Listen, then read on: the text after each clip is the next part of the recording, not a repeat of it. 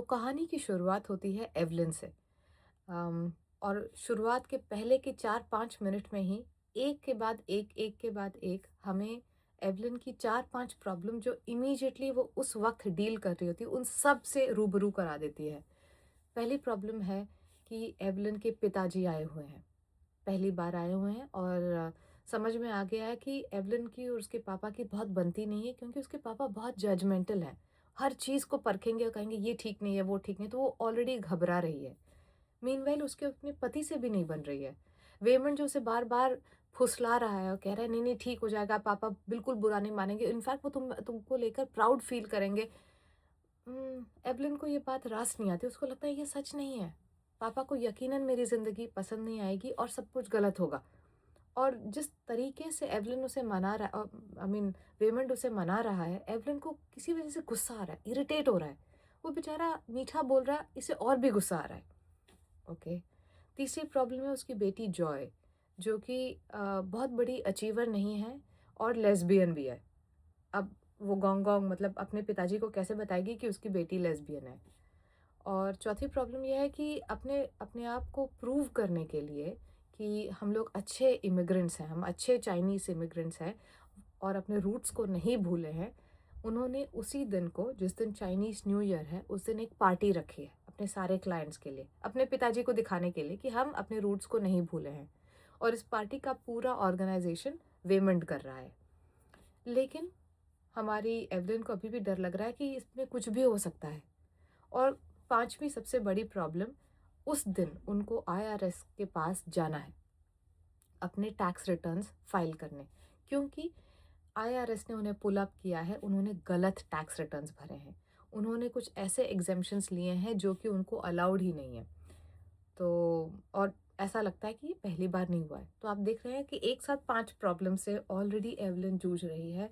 On the one hand उसके पिताजी आए हुए हैं, on the other hand there is a Chinese new year party, वेमेंट से बन नहीं रही है। बेटी जॉय बहुत बड़ी अचीवर नहीं है, लेस्बियन भी है और फाइनली आईआरएस का फ़ोन आया हुआ है कि कम। तो एक साथ ये सारी प्रॉब्लम्स हो गई। नेक्स्ट वो लोग आईआरएस के ऑफ़िस जाते हैं और आईआरएस के ऑफ़िस में जो टैक्स रिटर्न वाली लेडी होती है, टैक्स वाली लेडी होती है, वो काफ़ी गुस्सा होती है। ऐसा लगता है कि वो सालों से इन्हें जानती है और बार-बार ये लोग गलत टैक्स भरते हैं। मतलब ये कि वो एग्ज़ेम्पशंस लेते हैं, कहते हैं बिज़नेस एक्सपेंसेस है और गलत चीज़ों को बिज़नेस एक्सपेंस बताते हैं। इस बारे में वो पकड़ रही है उन्हें। वो कहती है कि कल तुमने कहा था कि तुम शेफ़ बनना चाहती हो, वो तुमने बिज़नेस एक्सपेंस बताया है। और अब तुम कह रही हो कि तुम एक एक्ट्रेस हो, वो तुमने बिज़नेस एक्सपेंस बताया है। तो फिर तुम वो सिंगर बनना चाहती थी, वो तुमने बिज़नेस एक्स ये सब तुम्हारे बिज़नेस एक्सपेंसेस हो ही नहीं सकते क्योंकि तुम तो एक लॉन्ड्रोमैट चलाती हो। और वहाँ बैठे-बैठे एवलिन को ख़्याल आता है कि मैं सिंगर बन चुकी होती। मेरे अंदर बहुत काबिलियत थी, मैं गाती थी तो सब लोग सुनते रह जाते थे। और सोचती है कि मैं एक शेफ़ बन सकती थी। इनफैक्ट मैं जिस तरह से चॉपिंग करती थी, लोग देखते रहते थे कि क्या चॉपिंग कर रही है, वाह!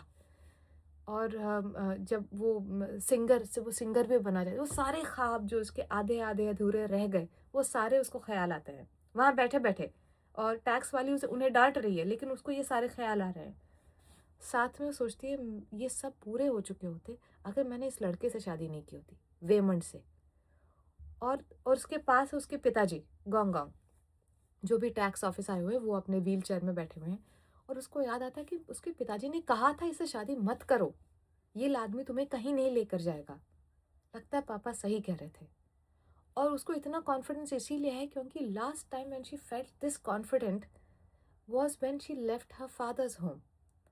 और उसके पिताजी ने उसे इतना कॉन्फिडेंस दिया था कि तुम कर लोगी बेटा, तुम में बहुत काबिलियत है। तब उसको इतना जो जोश था, that's the last time she remembers feeling confident पापा के साथ। और वेमन से जब से उसने शादी की है, ज़िंदगी नीचे, नीचे, नीचे, नीचे आती रही है। क्या ही उसने अचीव किया है? ये सब वो सोच रही है। मीनवाइल वेमंड अपनी चिकनी-चुपड़ी बातों से टैक्स लेडी को मना लेता है। कहता है थोड़ा टाइम दो, हम फिर से नए-नए टैक्स डॉक्यूमेंट्स लेकर आते हैं, हम अच्छे-अच्छे रिसीट्स लेकर आएँगे, आपको यकीन हो जाएगा कि हम झूठ नहीं बोल रहे हैं। वो इतना मीठा बोलता है, प्लीज़ साथ में कुकीज़ भी लेकर आया घर से बना के। तो टैक्स लेडी कहती है ठीक है, शाम तक का टाइम देती हूँ, 6 घंटे, जाओ फिर से मेरे को सारे डॉक्यूमेंट्स लेकर आओ। तो ठीक है कह के निकल रहे होते हैं। और जब वो जा रहे होते हैं तो रास्ते में एक मिसकम्युनिकेशन की वजह से एवलिन को पता चल जाता है कि वेमंड उसे डिवोर्स करना चाहता है। डॉक्यूमेंट है, उसने डिवोर्स का डॉक्यूमेंट निकाला हुआ है। हक्का बक्का रह जाती है। कुछ देर पहले तक वो वेमंड को सारा दोष मढ़ रही थी अपने मन में, लेकिन कॉरिडोर में क्या होता है, उसका सबसे जो डरावना सपना था वो सच होता था। उसके पिताजी के सामने उसके हाथ में उसके पति का दिया हुआ डिवोर्स नामा है, एंड अभी तक उसने किसी को बताया नहीं है। और जब वो लोग गाड़ी में बैठते हैं तो वेमंड उसे समझाता है कि हम इसके बारे में बात तो कर सकते हैं, let's talk about it, let's talk about the divorce. और शाम को पार्टी है, सब लोगों को बुलाया हुआ है, चाइनीज़ न्यू ईयर का पार्टी है। वहाँ जाती है और वहाँ जाके टेबल पे जब वो डॉक्यूमेंट देखती है और उसको अचानक कुछ समझ में नहीं आता है। उसको लगता है कि पापा कितने सही थे, वेमंड की भी गलती नहीं है, ये तो मेरी गलती है, ये सब मेरी गलती है। और मैं सिंगर बन नहीं पाई, मैं यूएस आई और फिर भी मैं कुछ बड़ा बन नहीं पाई है। ये एक इमिग्रेंट मेंटालिटी, जब भी लोग इमिग्रेट करके आते हैं तो उन्हें ऐसा लगता है कि उन्हें और अचीव करना चाहिए था, और ज़्यादा पाना चाहिए था, क्योंकि 100 में से 2 लोगों को अपॉर्चुनिटी मिलती है कि फर्स्ट वर्ल्ड कंट्री में जाके इमिग्रेट करें। तो इमिग्रेंट्स को लगता है कि उन पे और प्रेशर है कि वो कुछ अचीव करे ज़िंदगी में। और उसने क्या किया, एक लॉन्ड्रोमैट खोला है, बस। ये तो कोई बड़ी बात है ही नहीं, वो भी टैक्स रिटर्न में फंसा हुआ है। और बेटी है जो जो भी फर्स्ट नहीं आ पाई, कोई कॉलेज टॉपर कुछ नहीं है, ऊपर से लेस्बियन है, टैटूज वगैरह लगा के लफंगों की तरह नजर आती है। और अरब के पति भी डिवोर्स करना चाहता है, उसके हाथ में कुछ भी नहीं, she is achieved nothing nothing. ये सोच के वो साइन कर देती है वो डिवोर्स का पेपर। बाहर पार्टी चल रही है और उसका दिमाग बिल्कुल आउट है, वो पीने लगती है। उसका दर्द उससे बर्दाश्त नहीं होता कि मैं इतनी लूज़र कैसे बन गई, और एक बैट उठाती है। और उसी वक्त डिएड्रे मतलब टैक्स वाली लेडी के उनके दफ्तर आ गई है, उनके लॉन्ड्रोमैट आ गई है, ये पूछने 6 घंटे हो गए तुम लोगों ने पेपर्स क्यों नहीं सबमिट करे अभी तक। और ये जब पूछने आई है तो डिएड्रे देखती है कि उसने बैट उठा के एवलिन ने कांच तोड़ दी अपनी ही दुकान की। और वो कहती है ये तो पागल हो रखी है। तो वापस वेमंड अपनी चिकनी चुपड़ी बातें शुरू करता है। वो समझाता है उसे कि एक्चुअली हमारा शायद डिवोर्स हो रहा है और ये सर्कमस्टेंस हैं, इधर ये हो रहा है, सारी चीज़ें वो उसे बताता है। और डिएड्रे सुन रही होती है। और पहले ही हमने देखा होता है कि डिएड्रे जब उनसे बातें कर रही थी, उसके नेकलेस में ना एक अंगूठी होती है, जिससे दिखता है कि डिएड्रे का भी अपना एक पास्ट है, वो भी दुखी है, परेशान है अपनी ज़िंदगी से। जो वो देखती है कि इस औरत के हाथ में कुछ नहीं है, एक फेलिंग बिजनेस है, आधे अधूरे सपने हैं, एक बेटी है जो बहुत मायनों में सक्सेसफुल नहीं मानी जाएगी, एक शादी जो क्रम्बल कर रही है, कुछ भी नहीं है इस औरत के हाथ में। तो पता नहीं क्यों डिड्री को अपनी लाइफ मैचिंग लगती है। वो कहती है कैसे मैं इनको अब इन पे ये डालूं, इनका बिजनेस भी इनके हाथ से उठा लूं। कहती है ठीक है, मैं तुम लोगों को 1 हफ्ता टाइम देता हूँ, 1 हफ्ता किसी भी तरह तुम लोग अपनी शिट को साफ करो और फिक्स योर लाइफ। और ये सोच के वो बाहर जाके बैठी तो पास में एवलिन आके बैठती है। और एवलिन कहती है क्या बोला मेरे पति ने तुम्हें। तो कहती है मैं भी कभी इस ज़िंदगी में इस पड़ाव पे थी जब मेरी ज़िंदगी कुछ नहीं थी। मैं क्या करूँ, मैं तुम लोग को 1 हफ्ता टाइम दे रही हूँ, किसी तरह अपनी ज़िंदगी संभालो। और क्या कहूँ मैं, और मैं तो कुछ बन नहीं पाई, हम जैसे कुछ औरतें होती है जिन्हें कोई प्यार नहीं करता। तो एवलिन को अचानक बुरा लगता कि नहीं, तुमसे कौन नहीं प्यार करेगा, तुम अच्छी हो। वो एक मोमेंट बन जाता है इन दोनों के बीच में कि एवलिन कैन नॉट बेयर कि कोई और औरत अपने आप को और कम कर रही है। हैव यू नोटिस, जब हम पे कुछ बहुत बुरा होता है तो हम देख नहीं पाते कि किसी और पे भी कुछ बुरा हो रहा हो। वो कहती नहीं, तुम बुरी नहीं हो, तुम अच्छी हो। और उस मोमेंट की वजह से और उस 1 हफ्ते का एक्सटेंशन की वजह से पता नहीं क्यों उसे अच्छा लगने लगता है एवलिन को। एवलिन कहती है वेट, अगर ये मुझे 1 और हफ्ता दे सकती है तो मैं अपनी ज़िंदगी को एक और चांस देख के देखती हूँ। वो बैठे बैठे सोचती है मैं यहाँ पहुँची कैसे। और उसको ख्याल आता है कि ये सारा प्रेशर कि मैंने अचीव करना है, ये सब मेरे पापा का दिया हुआ है। अगर एक नज़रिए से देखा जाए तो मैं अचीवर हूँ। और मैंने मेहनत की और ये लॉन्ड्रोमैट खोला। हाँ, मैं म्यूज़िशियन नहीं बन पाई, लेकिन सपना रखती हूँ। तो क्या ये प्यार जो मैं खुद को दे पा रही हूँ, अपनी बेटी को दे पा रही हूँ? नहीं, मैंने अपनी बेटी पे भी वही चीज़ थोप दी। मैंने अपनी बेटी से कहा, तू लेस्बियन है, तू कुछ नहीं बन पाई। और मैंने अपनी बेटी को ये कहा कि तू तू कुछ तूने कुछ अचीव क्यों नहीं किया? तू और मेरी बेटी बार-बार मेरे से यही माँग रही है, माँ मुझे थोड़ा प्यार दे दो, माँ मुझे माफ़ कर दो, मैं यकीन मा मैं कुछ बन नहीं पाई फिर भी मुझे प्यार कर सकती हो क्या? और क्या यही बात वो अपने पिताजी से नहीं पूछ रही? पिताजी, मैं मानती हूँ मैं कुछ बड़ा नहीं किया, लेकिन प्लीज़ मुझे थोड़ा प्यार दे दो, मुझे माफ़ कर दो। मुझ पे इतनी कठोर मत रहो कि मैं इतना क्यों नहीं अचीव कर पाई। और इसलिए वो बाहर दौड़ के आती है, अपनी बेटी से कहती है कि बेटा, मैं तुम्हारे साथ रहना चाहती हूँ, मैं तुम्हें प्यार करना चाहती हूँ। और वो अपने पिताजी से जाके कहती है कि पिताजी, ये लड़की मेरी बेटी लेस्बियन है, ये इसकी गर्लफ्रेंड है। और उसके पिताजी शॉक हो जाते हैं और वो अपनी बेटी के साथ रिश्ता बनाने की कोशिश करती है। उसकी बेटी कहती है, लेकिन आप रिश्ता बनाना चाहती हो इसके बावजूद कि मैं कुछ नहीं हूँ, मैं कुछ अचीवर नहीं हूँ। यकीन मानो माँ, मैं अचीवर नहीं हूँ और शायद नहीं बन पाऊंगी। तुमने इतनी सारी सैक्रिफाइसेस की हैं, तो यहाँ आप देख पा रहे हो कि बेटी भी अपनी माँ का गम लेकर चल रही है। मानती है कि माँ ने इतने सैक्रिफाइसेस किए हैं, फिर भी मैंने अपनी ज़िंदगी का कुछ बड़ा, कुछ अहम नहीं कर पाई। तो फिर भी क्या मेरी माँ मुझसे प्यार करेगी? फिर भी क्या ये वाजिब है कि वो मुझसे प्यार करे? माँ कहती है, हाँ, फिर भी ये वाजिब है। तो बेटी कहती है कि लेकिन क्यों? और कहती है कि अगर हमें ज़िंदगी में कोई मतलब ना मिले, इसका मतलब ये है कि हमें खुद मतलब तराशने हैं, हमें एक दूसरे से प्यार करना है। और वो बेटी मान जाती है और अब वो दोनों साथ में रहते हैं। अगले हफ्ते वो टैक्स रिटर्न भरते हैं। कोई प्रॉब्लम पूरी तरह से सॉल्व नहीं हुई है, बट एवलिन अब अपने स्किन के अंदर ठीक है। अब उसे बुरा नहीं लगता। वो जो कश्मकश होती थी कि मैं क्यों नहीं बन पाई, मैं मेरी बेटी, मेरी ज़िंदगी, ये जो बाल नोचने वाला जो जो जो एंग्जाइटी होती थी, जिसकी वजह से वो समझ ही नहीं पाती थी कि मेरी ज़िंदगी फिक्स क्यों नहीं हो पा रही है, उससे वो ओके हो गई कि यही मेरी ज़िंदगी है और यही मैंने चॉइसेस लिए। मैं बुरी लड़की नहीं हूँ क्योंकि मैंने ये चॉइसेस लिए। जिन चॉइसेस की वजह से मैं यहाँ आई, ये गलत नहीं थे। ओके, अगर कुछ प्रॉब्लम होगा तो वन बाय वन मैं सॉल्व करूँगी। ये और इस सुंदर कहानी को दिखाने का क्या तरीका हो सकता था बट साइंस फिक्शन।